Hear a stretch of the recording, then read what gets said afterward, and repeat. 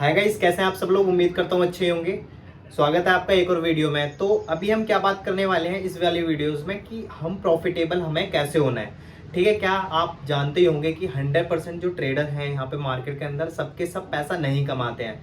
सिर्फ और सिर्फ 5% लोग ही हैं जो पैसा कमा पाते हैं और 95% लोग ऐसे हैं जो पैसा नहीं कमा पाते। तो ऐसी क्या दिक्कत आ रही है या फिर ऐसा क्या हो रहा है कि वो 5% लोग ही पैसा कमा रहे हैं और 95% लोग पैसा नहीं कमा पा रहे हैं। इसके पीछे एक रीज़न ये है कि हमें कुछ ऐसा करना पड़ेगा उन 5% ट्रेडर के जैसा जो कि वो लोग कर रहे हैं। वो क्या कर रहे हैं, छोटे लॉसेस ले रहे हैं और बड़े टारगेट्स ले रहे हैं, जिसकी वजह से क्या हो रहा है, उन्हें लगातार प्रॉफिट होता जा रहा है और कंसिस्टेंसी है उनके पास। ठीक है, तो ऐसा क्या करना है हम लोगों को। तो ऐसा करने के लिए क्या करना है, जो लोग 6 महीने या 1 साल से मार्केट में, या जो लोगों ने अभी शुरू किया है, क्या कर रहे हो, अभी आप लर्निंग फेज में हो और क्या है आपके पास सामने बहुत सारे चैलेंजेस आ रहे होंगे। क्या होता है कि यार ट्रेड लेते हैं मार्केट में, ट्रेड लेते ही हमारे उल्टा चला जाता है, या फिर हम प्रॉफिट में आते हैं तो हम प्रॉफिट बहुत जल्दी बुक कर लेते हैं। बस यही हमारी थोड़ी सी गलती है कि जब प्रॉफिट आ रहा होता है तब हम उसमें रुकते नहीं है, लेकिन जब लॉस जब चल रहा होता है तो वो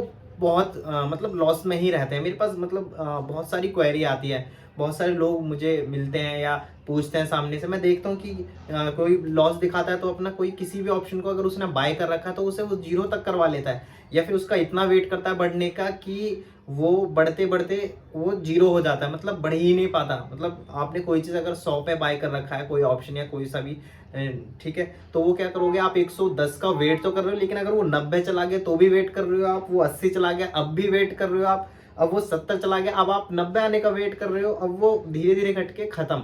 ठीक है, तो यार ये गलतियां हम लोग कर रहे हैं, जो बिगिनर होते हैं ये ज़्यादातर वो गलती करते हैं। ठीक है, तो आपको क्या करना है, यही सीख लेनी है। ठीक है, तो अब हमें क्या करना है प्रॉफिटेबल होने के लिए। देखो, सबसे पहली चीज़ जो आती है ना, आपकी साइकोलॉजी इफेक्ट करती है, सिर्फ और सिर्फ इसी वजह से लॉस हो रहे हैं। ठीक है, अब साइकोलॉजी को हमें ठीक कैसे करना है, ये ट्रेडर का माइंडसेट हमें बनाना कैसे। सबसे पहले क्या करना है, हमें अपने पोजीशन साइजिंग को कंट्रोल करना है। मतलब जितनी आपकी कैपेसिटी, आपको पोजीशन साइजिंग उसी तरीके से लेनी है। ठीक है, ऐसा ना हो आप किसी का प्रॉफिट देख के आप इतने ज़्यादा इंस्पायर हो रहे हो कि क्वांटिटी बहुत ज़्यादा अनलिमिटेड ही ले ली, जैसे कि या फिर मेरा ही प्रॉफिट देखकर क्या है, बहुत सारे लोग इंस्पायर हो जाते हैं। वो सोचते हैं कि यार मैं भी आज से कमाना शुरू कर दूं इतने 40-50 हज़ार या 1 लाख रुपए तक।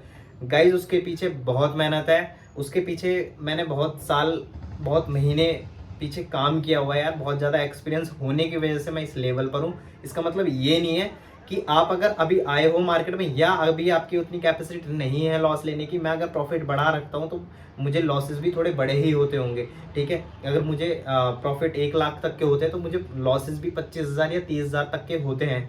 ठीक है, तो यही रीज़न है, अभी आपकी कैपेसिटी उतनी नहीं है।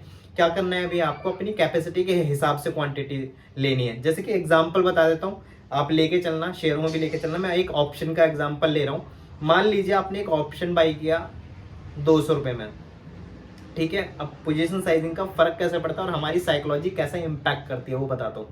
200 रुपये का मैंने ऑप्शन बाई कर लिया हमने, सिर्फ हमारी कैपेसिटी एक दिन की 1,000 रुपये। ठीक है, लेकिन हमने प्रॉफिट देखा अपना, हमने ये देखा कि यार यहाँ से अगर ये 10 रुपये भी बढ़ गया तो 10 रुपये के हिसाब से अगर मैं 10 लॉट ले लेता हूँ तो उसमें होते हैं 250 क्वांटिटी, और 250 के हिसाब से मेरा प्रॉफिट बन जाएगा 10 रुपये बढ़ते ही 2,500।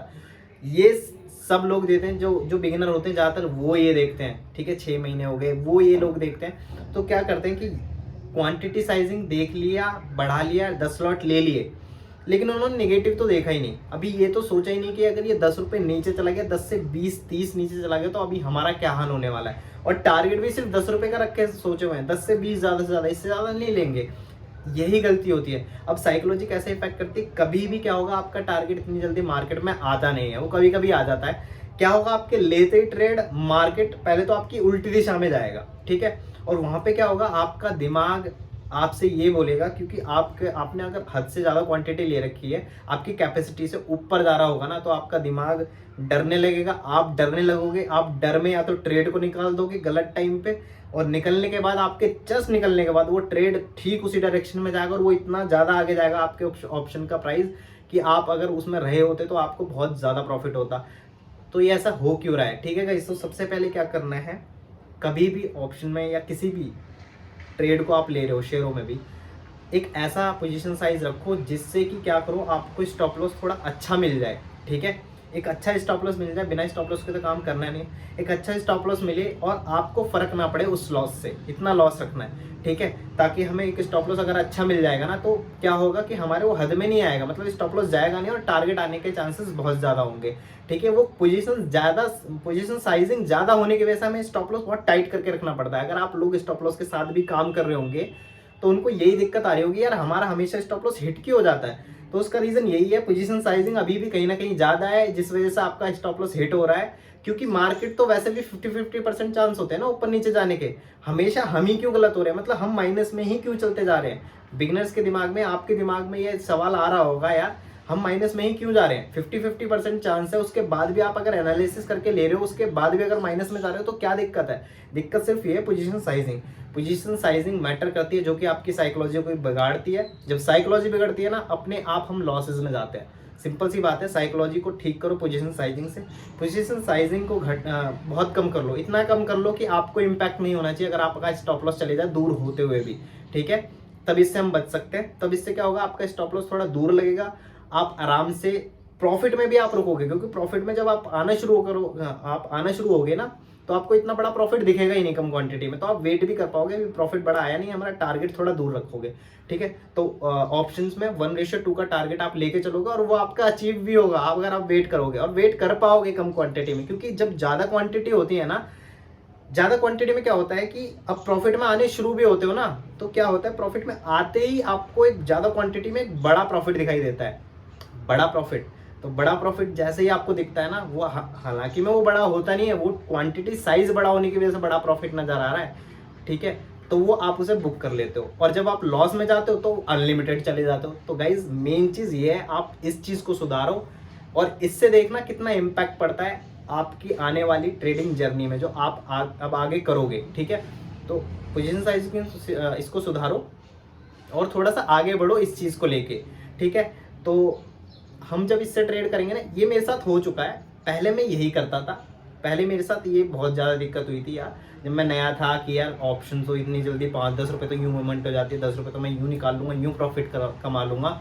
लेकिन ऐसा कुछ नहीं है, कभी भी मार्केट में याद रखना, आप 5-10 पॉइंट के लिए आओगे नहीं। हाँ, लेकिन कई लोग क्या करते हैं, मैंने कमेंट्स पढ़े हैं, मेरे वीडियोज़ पर कमेंट आते हैं या मैसेजेस करते हैं लोग कि आप तो 5-10 पॉइंट के लिए मार्केट में, और ऐसे तो कोई भी कमा लेगा। गाइज, अगर ऐसी स्ट्रैटेजी है, कोई 5-10 पॉइंट में प्रॉफिट निकलता हो तो मुझे ही बताओ, मैं भी कमा लूँगा। 5-10 पॉइंट के लिए प्रॉफिट के लिए मार्केट में आना मत, कभी प्रॉफिट कभी नहीं होने वाला, ठीक है। लॉन्ग टर्म में कभी ज़िंदगी में नहीं होगा, हमेशा लॉसेज में होगा। मेरे प्रॉफिट जो होते हैं वो कहीं ना कहीं 2-3 ऑर्डर लगे होते हैं, ठीक है।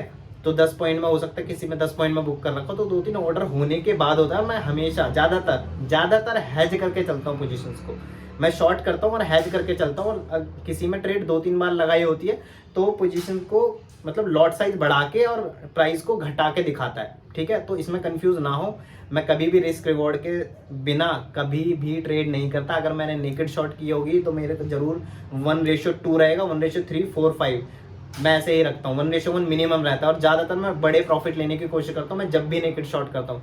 तो गाइज, बिना पोजीशन साइज को कंट्रोल किए आप ट्रेड मत करना, लॉसेज ही होंगे, ठीक है। अपना थोड़ा साइकोलॉजी सुधारो। साइकोलॉजी कैसे सुधरेगी, सिर्फ और सिर्फ आपका क्या होगा, पोजीशन साइज को घटा के, ठीक है, घटा के ट्रेड करना शुरू करो। अभी देखो, आप अपनी एक वीक की अपनी आगे आने वाली जर्नी में देखना है, एक वीक में कि आप प्रॉफिट में हो या नहीं हो।